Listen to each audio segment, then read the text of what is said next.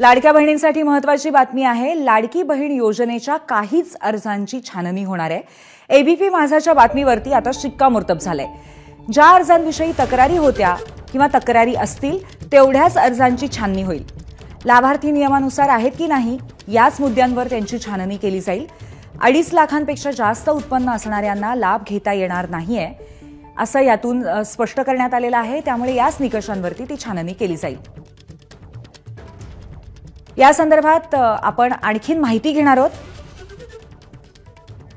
आमचे प्रतिनिधी राजू सोनावणे आपल्या सोबत आहेत। राजू, 2.5 लाखांचा निकष आता अगदी स्पष्ट करण्यात आलेला आहे, पण त्याचबरोबर काहीच अर्जांची छाननी केली जाईल असं म्हटलं जात आहे। तर कुठल्या निकषांवरती छाननी होईल?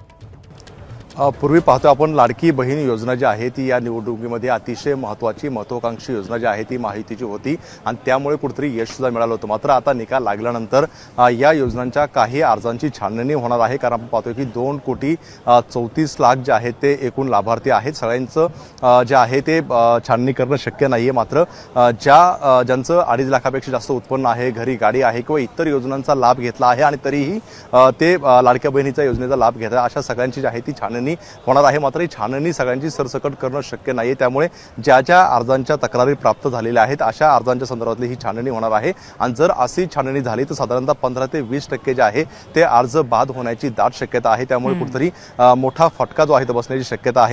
आणि आताची एक मोठी बातमी बघूयात। लाडकी बहीण योजनेच्या काही अर्जांची आता छाननी होणार आहे। एबीपी माझाच्या बातमीवर शिक्कामोर्तब झाले।